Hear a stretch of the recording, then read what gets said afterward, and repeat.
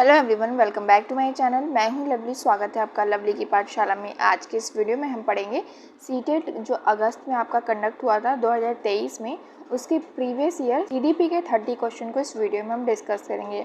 पिछले वीडियो में 2024 के प्रीवियस ईयर को हमने डिस्कस कर लिया है। सीडीपी के 30 क्वेश्चन और ईवीएस के 30 क्वेश्चन को डिस्कस कर लिया है। प्लेलिस्ट जाके आप चेक कर सकते हैं, वहाँ पे सीटेट प्रीवियस ईयर का प्लेलिस्ट बना है और सीटेट 2024 का भी प्लेलिस्ट बना है। तो दोनों में आपके कई सारे वीडियो, कई सारे टॉपिक कवर हुए हैं, वहाँ से जाके आप पढ़ सकते हैं, देख सकते हैं। तो इस वीडियो में हम सीडीपी के 30 क्वेश्चन को डिस्कस करेंगे, तो वीडियो में अंत तक बनी रहिएगा। आइए वीडियो को स्टार्ट करते हैं।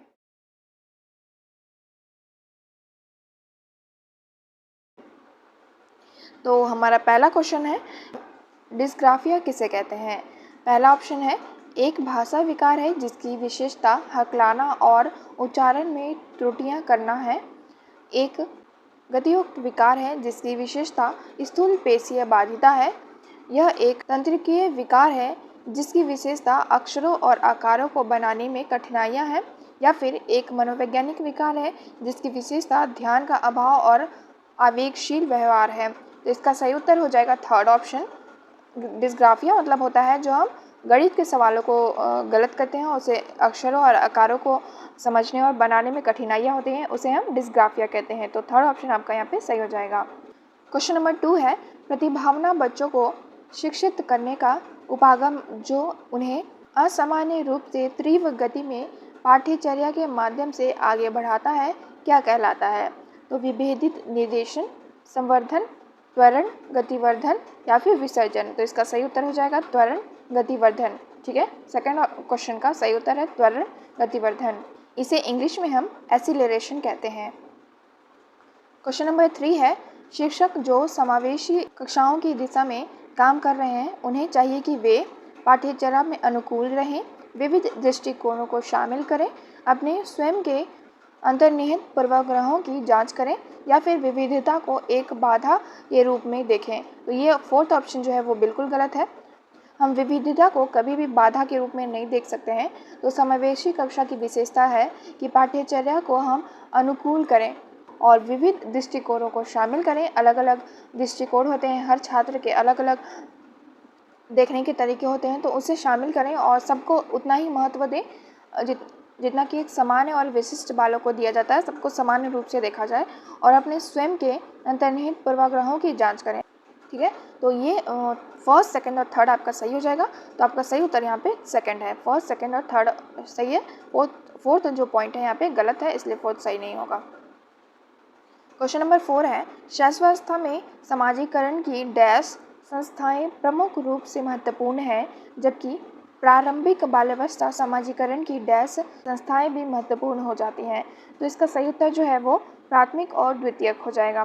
शैशवावस्था में समाजीकरण की प्राथमिक संस्थाएं प्रमुख होती है और प्रारंभिक बाल्यावस्था में जो है वो द्वितीयक संस्थाएं भी महत्वपूर्ण हो जाती हैं। ठीक है, तो इसमें सही उत्तर सेकंड है। नेक्स्ट क्वेश्चन है फिफ्थ, लेव वाइगोस्की के अनुसार पूछा है। तो लेव वाइगोस्की का भी काफ़ी सारे क्वेश्चन आपके हर एक सीटेट एग्जाम में आता है। तो लेव वाइगोस्की के बारे में आप ध्यान से पढ़िएगा, उन्होंने क्या दिया है। तो आइए इसका आंसर देखते हैं। तो सामाजिक कारक भाषा विकास को प्रभावित करते हैं परंतु संज्ञानात्मक विकास को नहीं। संज्ञानात्मक विकास भाषा विकास को सुगम बनाता है। भाषा विकास और संज्ञानात्मक विकास एक दूसरे से स्वतंत्र रूप से विकसित होते हैं। भाषा विकास संज्ञानात्मक विकास को सुगम बनाता है। तो फोर्थ ऑप्शन यहाँ पे आपका सही हो जाएगा। लेव वाइगोस्की कहते हैं कि भाषा विकास जो है वो संज्ञानात्मक विकास को सुगम बनाता है। ठीक है, तो ऑप्शन नंबर फोर्थ यहाँ पे सही है। क्वेश्चन नंबर 6 है, लॉरेंस कोहलबर्ग के नैतिक तर्क के किस स्तर पर बच्चे आमतौर पर मानते हैं कि लोगों को समाज की अपेक्षाओं पर खरा उतरना चाहिए और अच्छे तरीके से व्यवहार करना चाहिए। तो उत्तर संक्रियात्मक स्तर, पूर्व संक्रियात्मक स्तर, पारंपरिक स्तर या फिर पूर्व संक्रियात्मक स्तर। तो इसमें से सही उत्तर जो है वो थर्ड ऑप्शन आपका पारंपरिक स्तर जो है। इस स्तर में बालक जो है वो आमतौर पर मानते हैं कि समाज की अपेक्षाओं पर खरा उतरना चाहिए और अच्छे तरीके से समाज के साथ, समाज में रहकर अच्छा व्यवहार करना चाहिए।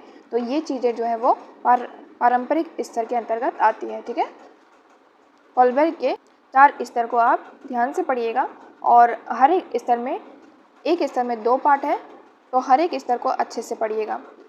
क्वेश्चन नंबर 7 है, निम्नलिखित कथनों को पढ़िए और सही विकल्प का चयन करें। अभी कथन ए है, शिक्षकों और साथियों जैसे अधिक जानकार अन्य लोगों के साथ बातचीत शिक्षार्थियों को उनकी समझ और कौशल विकसित करने में मदद करने के लिए आवश्यक समर्थन और मार्गदर्शन प्रदान कर सकती है।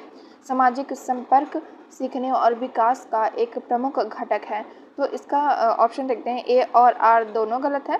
ए और आर दोनों सही है और आर जो है ए की सही व्याख्या करता है। ए और आर दोनों सही है परंतु आर जो है वो ए की सही व्याख्या नहीं कर रहा है। तो यहाँ पे जो है ए और आर दोनों सही है और आर जो है वो ए की सही व्याख्या करता है यहाँ पे। तो यहाँ पे सेकंड ऑप्शन आपका सही हो जाएगा। शिक्षकों और साथियों जैसे कि अधिक जानकार अन्य लोगों के साथ बातचीत करना और शिक्षार्थियों को उनकी समझ और कौशल विकसित करने में मदद करना आवश्यक समर्थन और मार्गदर्शन प्रदान करती है। ये सामाजिक संपर्क सीखने और विकास करने में प्रमुख घटक है ये, ठीक है। तो ये जो आर जो है वो ए की सही व्याख्या कर रहा है यहाँ पे। क्वेश्चन नंबर 8 है, अधिगम के लिए आकलन का मुख्य लक्ष्य क्या है? तो उन विद्यार्थियों की पहचान करना जिन्हें धीमे सीखने वालों के रूप में वर्गीकृत किया जाता है, विद्यार्थियों के प्रदर्शन का मूल्यांकन करना और ग्रेड देना, विद्यार्थियों को प्रतिपुष्टि प्रदान करना यानी कि फीडबैक देना उन्हें, जिसका उपयोग उनके अधिगम में सुधार के लिए किया जा सकता है, और विद्यार्थियों के प्रदर्शन की तुलना एक मानक या तय पैमाने से करना। तो यहाँ पे सही उत्तर जो है वो थर्ड हो जाएगा। विद्यार्थियों को हमेशा उसके काम का और उसकी अच्छाइयाँ और बुराइयों का फीडबैक देना बहुत ही ज़रूरी होता है, क्योंकि उसी के आधार पे आगे की प्रक्रिया डिपेंड करती है। अगर अच्छा फीडबैक होगा तो और भी अच्छा करने की कोशिश करेगा। तो फीडबैक काफ़ी इंपॉर्टेंट है विद्यार्थियों के लिए। फीडबैक के आधार पे ही आगे की प्रक्रिया डिपेंड करती है। तो थर्ड ऑप्शन यहाँ पे सही हो जाएगा। अधिगम के लिए आकलन का मुख्य लक्ष्य क्या है? तो उनका फीडबैक देना और उसमें अधिगम में सुधार करना, जो जो कमियां रह गई हैं उसे सुधार करना और उसे दूर करना, ठीक है। क्वेश्चन नंबर 9 है, किस आयु में बच्चे शब्द के खेल में शामिल हो सकते हैं और ऐसे चुटकुले और पहेलियों को पसंद कर सकते हैं जिनमें शब्दों का खेल शामिल होता है? तो 12 वर्ष, 1 वर्ष, 3 वर्ष या 7 वर्ष। तो यहाँ पे 7 वर्ष का बालक जो है वो पहेलियों के शब्दों के साथ खेल सकता है। और पहेली जो होती है आपकी बुक में, हिंदी की बुक में, और जो टीचर जो द्वारा पहेलियाँ बोली जाती हैं उसके शब्दों को पहचान सकता है और उसे सॉल्व कर सकता है। 7 वर्ष के बच्चे जो है वो चुटकुले और पहेलियों को पसंद करते हैं और उनके शब्दों के साथ खेल में शामिल हो सकते हैं। क्वेश्चन नंबर 10 है, कैरल गिलिगन ने कोलबर्ग के नैतिक विकास के सिद्धांत की आलोचना की है। सामाजिक संज्ञानात्मक दृष्टिकोण से, नारीवादी दृष्टिकोण से, आनुवंशिक कारकों को पर्याप्त महत्व न देने पर, केस अध्ययन को अनुसंधान पद्धति के रूप में उपयोग करने के लिए। तो इसका सही उत्तर जो है वो सेकंड ऑप्शन है। नारीवादी दृष्टिकोण से जो है वो कैरल गिलिगन ने कोलबर्ग के सिद्धांत की आलोचना की है वहाँ पे नारीवादी दृष्टिकोण से।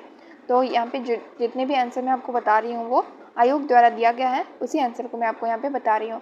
तो आप ध्यान रखिएगा। और सीटेट के एग्ज़ाम में प्रीवियस ईयर के काफ़ी सारे क्वेश्चन जो है वो रिपीट होते हैं, तो आप ध्यान से प्रीवियस ईयर को पढ़िएगा। प्रीवियस ईयर आपके लिए काफ़ी इंपॉर्टेंट हो जाता है सीटेट एग्ज़ाम के लिए, ठीक है। क्वेश्चन नंबर 11 है, जिन पियाजे के अनुसार पूर्व संक्रियात्मक चिंतन की मुख्य विशेषता में से एक डैश है जो किसी स्थिति में एक पहलू पर ध्यान केंद्रित करने और दूसरे की उपेक्षा करने की प्रवृत्ति को संदर्भित करता है।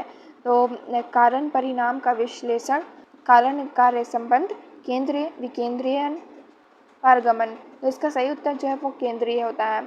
जिन पियाजे के अनुसार जो है वो केंद्रीय संक्रियात्मक चिंतन की मुख्य विशेषता जो है वो केंद्रीय होती है। विशेषता में से एक केंद्रीय है जो कि ध्यान केंद्रित करने और दूसरे की उपेक्षा करने की प्रवृत्ति पर संदर्भित होता है। तो 11 का ऑप्शन सेकंड सही हो जाएगा। क्वेश्चन नंबर 12 है, प्रारंभिक बाल्यावस्था में वृद्धि डैश और सोच डैश है, जबकि मध्य बाल्यावस्था में वृद्धि डैश और सोच डैश है। जिसका सही उत्तर जो है वो धीमी, कुछ हद तक आत्मकेंद्रित, स्थिर है, तार्किक। तो इसका देखिए, प्रारंभिक बाल्यावस्था में जो वृद्धि है वो धीमी गति से होती है और सोच जो है वो कुछ हद तक आत्मकेंद्रित होती है, जबकि बाल्यावस्था में जो वृद्धि है वो स्थिर होती है और सोच जो है वो तार्किक होती है। तो यहाँ पे सही ऑप्शन जो है वो पहला हो जाएगा। काफ़ी ध्यान से आपको ऐसे क्वेश्चन को हल करना चाहिए, क्योंकि काफ़ी कन्फ्यूज़न है। स्थिर होती है, कौन सी अवस्था में बच्चों की वृद्धि स्थिर होती है, धीमी होती है, तेज होती है, इसको आपको ध्यान से पढ़ना चाहिए। बाल्यावस्था, किशोरावस्था और शिशुअवस्था, इन चीज़ों को, ठीक है। आपने नहीं पढ़ा है तो चैनल पे प्लेलिस्ट बना है सीटी 2024 में, उसमें ये टॉपिक को मैंने पढ़ाया हुआ है, वहाँ से जाके आप देख सकते हैं, ठीक है। आगे बढ़ते हैं। क्वेश्चन नंबर 13, निम्नलिखित में से कौन सा स्थूल गतिक कौशल है?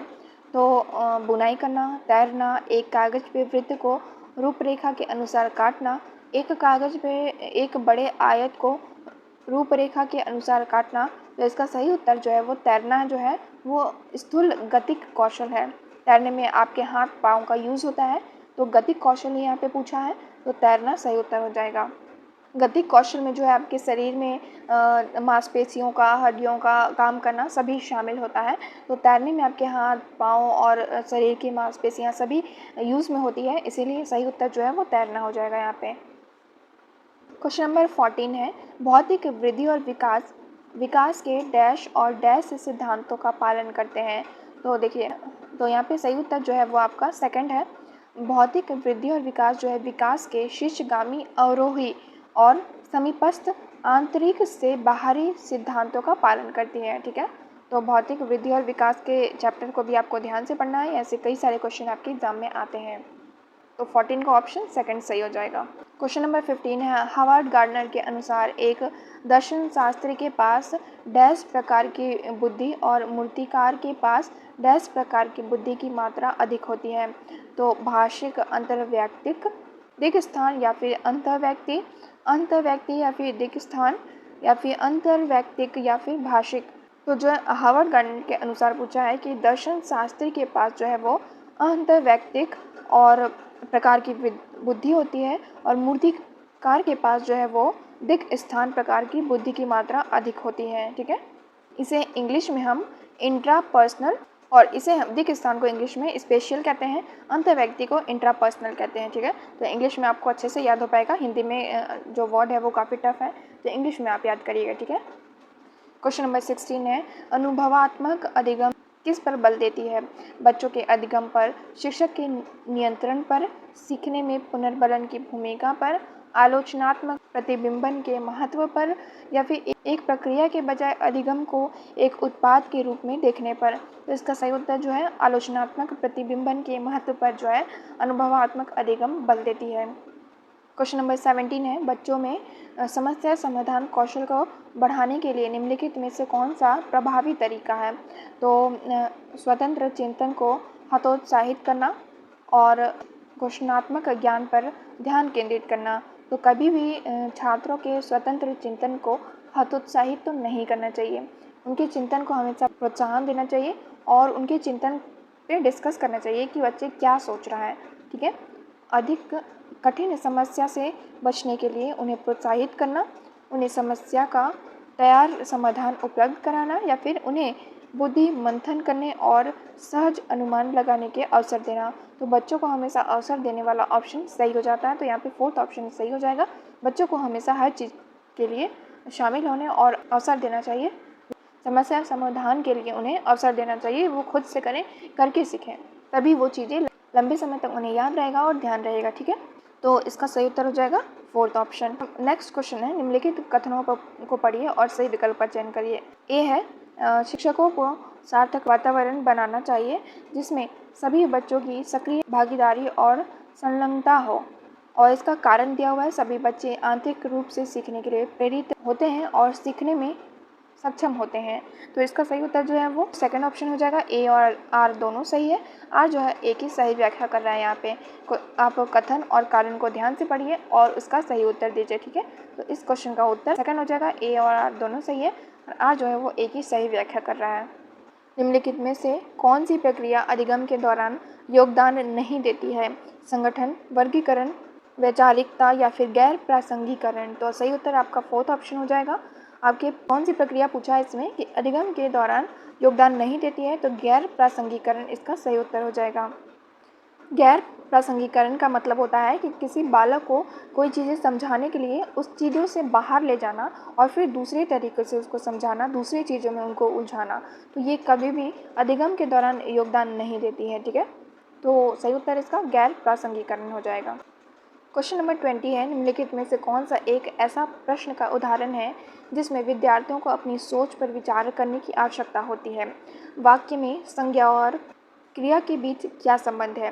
क्रिया की परिभाषा क्या है? आप क्रिया को वर्तमान काल में कैसे बदल सकते हैं? कक्षा की शुरुआत से क्रियाओं के उपयोग के बारे में उनकी समझ कैसे बदलती है? तो सही उत्तर जो है फोर्थ हो जाएगा, क्योंकि इस क्वेश्चन में पूछा है कि विद्यार्थियों के अपनी सोच पर विचार करने की आवश्यकता होगी। कब जो है विद्यार्थी अपने सोच पर विचार करेंगे? कौन सा इसमें से ऑप्शन सही होगा? तो फोर्थ ऑप्शन जो है, जब कक्षा की शुरुआत से छात्रों द्वारा क्रियाओं के उपयोग के बारे में उनकी समझ कैसे बदलेगी, इसमें जो है बच्चा सोचेगा, इसमें बच्चे की सोच पे विचार करने की आवश्यकता होगी। ठीक है, तो यहाँ पे फोर्थ ऑप्शन सही हो जाएगा। क्वेश्चन नंबर 21, निम्नलिखित में से कौन सा विफलता के लिए आंतरिक आरोपण का एक उदाहरण है? तो मुझे निम्न ग्रेड प्राप्त हुआ क्योंकि शिक्षक कठोर तरीके से आंकते हैं। मैं परीक्षा में फेल हो गया क्योंकि मैंने पर्याप्त पढ़ाई नहीं की। शिक्षक के पक्षपाती होने के कारण मुझे अच्छे अंक नहीं मिले। मैं परीक्षा में फेल हो गया क्योंकि मेरे दोस्त मेरा ध्यान भटका रहे थे। तो इस क्वेश्चन में पूछा है कि आंतरिक आरोपण का उदाहरण पूछा है, तो आंतरिक आरोपण का उदाहरण जो है वो सेकंड ऑप्शन हो जाएगा यहाँ पे। ठीक है, मैं परीक्षा में फेल हो गया क्योंकि मैंने पढ़ाई नहीं की। तो इसमें आंतरिक आरोपण जो है विद्यार्थियों की विफलता का आंतरिक आरोपण की बात कही जा रही है। छात्र जो है वो खुद को ब्लेम कर रहा है कि वो क्यों परीक्षा में फेल हो गया। पर्याप्त पढ़ाई उसने नहीं की, इसलिए वो परीक्षा में फेल हो गया। नेक्स्ट क्वेश्चन है, फिर से आपका कथन वाला क्वेश्चन आ गया यहाँ पे। तो बहुत कम उम्र में दुनिया भर में अधिकांश संस्कृतियों में लड़कियां गुड़िया और खिलौने के रूप में चुनती हैं, जबकि लड़के जो है वो कारों के साथ खेलना पसंद करते हैं। इसका कारण दिया है, बच्चे किसी विशेष संस्कृति की अपेक्षाओं के आधार पर एक लड़के या लड़की के लिए क्या उपयुक्त माना जाता है, इसके बारे में जानकारी व्यवस्थित करते हैं और उसके अनुसार व्यवहार करते हैं। यहाँ पे कथन आर जो है वो ए की सही व्याख्या कर रहा है, इसलिए ऑप्शन जो है वो सेकंड सही हो जाएगा। यहाँ पे ए और आर दोनों ही सही है, और आर जो है वो ए की सही व्याख्या कर रहा है यहाँ पे। ठीक है, तो यहाँ पे भी सेकंड ऑप्शन सही हो जाएगा। जब आपको कथन और कारण में समझ में ना आए कि कौन सा उत्तर लगाएं, तो हमेशा यही वाला ऑप्शन लगाइए, क्योंकि मैक्सिमम टाइम ऐसे ही ऑप्शन आपके सही हो जाते हैं। क्योंकि कभी कभी ऐसा हो जाता है कि परीक्षा में आपको सोचने के लिए टाइम नहीं होता है, टाइम कम पड़ जाता है, तो आप जल्दीबाजी में ये ऑप्शन चूज़ कर सकते हैं। ठीक है, ए और आर दोनों सही है, और आर जो है एक ही सही व्याख्या कर रहा है। मैक्सिमम में अभी तक जितने भी हमने कथन कारण वाले क्वेश्चन पढ़े हैं, सब में यही ऑप्शन आपका सही हुआ है, इसलिए आप यहाँ ये वाला ऑप्शन चूज़ कर सकते हैं। ठीक है, क्वेश्चन नंबर 23 है, लेव वाइगोस्की के अनुसार डैश बच्चों के संकल्पनात्मक योग्यताओं के विकास में महत्वपूर्ण भूमिका निभाता है।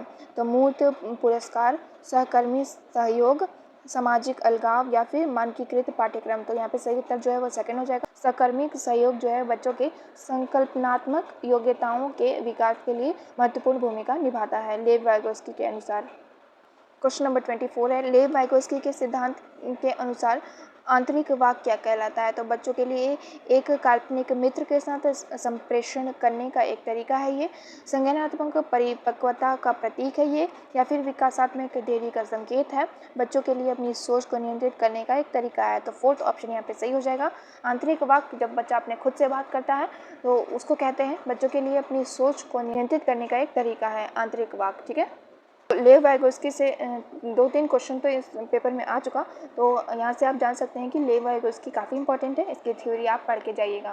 क्वेश्चन नंबर 25 है, 4 वर्ष की अपर्णा कहती है कि एक बटन जिंदा है क्योंकि यह उसकी टी शर्ट को एक साथ बांधने में मदद करता है। जेन पियाजे के अनुसार उसकी सोच की विशेषता, पारगमनात्मक तर्क, जीववादी चिंतन, केंद्रीयन या फिर परिकल्पित निगमनात्मक चिंतन। तो इसका सही उत्तर जो हो जाएगा जीववादी चिंतन सही हो जाएगा यहाँ पे, क्योंकि जो लड़की है वो बटन को जीव समझ के बारे में बातें कह रही है, और उसको बोल रही है कि जो टी शर्ट है वो उसको बांधे रखा है, टी शर्ट को एक साथ बांधे रखा है, अमूर्त चीज़ों को जीव समझ रही है। ठीक है, क्वेश्चन नंबर 26 है, निम्नलिखित में से स्वलीनता वाले विद्यार्थियों की विशिष्ट विशेषता कौन सी होती है?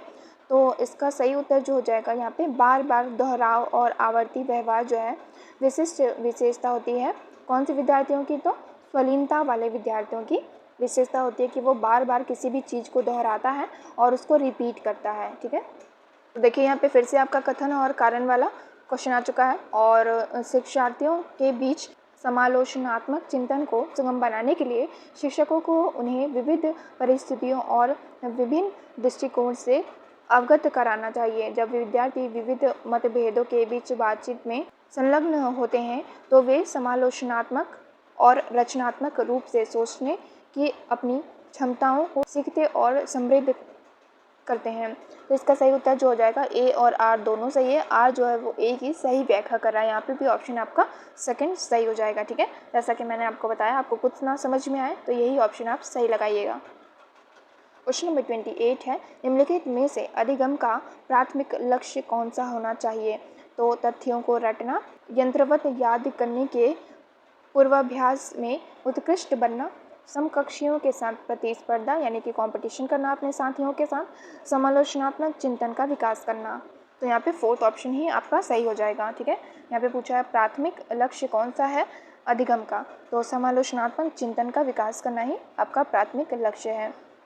नेक्स्ट है 29 क्वेश्चन नंबर, बच्चे सबसे प्रभावी ढंग से तब सीखते हैं जब कोई अवधारणा जो है सामान्य से विशिष्ट की ओर बढ़ती है, मूर्त से अमूर्त की ओर बढ़ती है, जटिल से सरल की ओर बढ़ती है, तर्क संगत से अनुभवजन्य की ओर बढ़ती है। तो यहाँ पे सही उत्तर जो है आपने पढ़ा होगा, मूर्त से अमूर्त की ओर जब बच्चे को पढ़ाते हैं इस विधि के द्वारा तब बच्चे अधिक तेज़ी से अच्छे ढंग से सीखते हैं। मूर्त मतलब जो चीज़ें उन्हें पता है उस चीज़ों से अमूर्त चीज़ों की ओर ले जाना जो उनको नहीं पता है। तो मूर्त से अमूर्त की ओर बेस्ट तकनीक है बच्चों के पढ़ाने के लिए और बहुत ही प्रभावी है।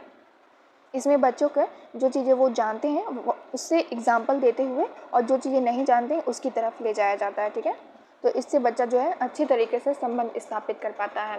लास्ट क्वेश्चन है आपका 30, विद्यार्थियों के सीखने की शैलियों में विविधता को महत्व दिया जाना चाहिए और मानव विविधता के प्रतिबिंब के रूप में देखा जाना चाहिए। यही आपका सही उत्तर है। जो विद्यार्थियों की सीखने की शैली है उसमें जो विविधता है उसको महत्व देना चाहिए। हमेशा बच्चे में जितनी भी विविधताएं होती हैं हमेशा उसको महत्व देना चाहिए, प्राथमिकता देनी चाहिए और उसको समझना चाहिए। और ठीक है, तभी बच्चा जो है कक्षा में उनका मन लगेगा और अलग अलग विविधताओं से बच्चे आपस में एक दूसरे से कई चीज़ें सीख पाएंगे। उनकी उपेक्षा कभी भी नहीं करनी चाहिए और शिक्षण अधिगम प्रक्रिया के दौरान ध्यान से नहीं रखा जाना चाहिए, ये भी गलत हो जाएगा आपका। और ये जो है शिक्षण अधिगम प्रक्रिया में बाधा और अवरोध के रूप में देखा जाना चाहिए विविधता को, ऐसा कभी भी नहीं करना चाहिए। हमेशा उनको महत्व देना चाहिए और उनको प्रतिबिंब के रूप में देखना चाहिए। ठीक है, तो यहाँ पे 30 क्वेश्चन आपके कंप्लीट होते हैं। सीडीपी के 30 क्वेश्चन जो कि अगस्त 2023 में आपका एग्जाम हुआ था सीटेट का, उसको हमने डिस्कस कर लिया। और 2024 में जो आपका पेपर हुआ था जनवरी में, उसकी सीडीपी के 30 क्वेश्चन, ईवीएस के 30 क्वेश्चन को हमने पहले ही डिस्कस कर लिया है। तो ये वीडियो अगर आपको अच्छी लगी तो वीडियो को लाइक करें, अपने दोस्तों के साथ शेयर करें। ठीक है, आगे आने वाले दिनों में भी हम ऐसे ही प्रीवियस ईयर को डिस्कस करते जाएंगे। ठीक है, तो मिलते हैं नेक्स्ट वीडियो में किसी नेक्स्ट टॉपिक के साथ। आप प्लेलिस्ट देख लीजिएगा और डिस्क्रिप्शन में भी मैं लिंक दे दूँगी। Thank you.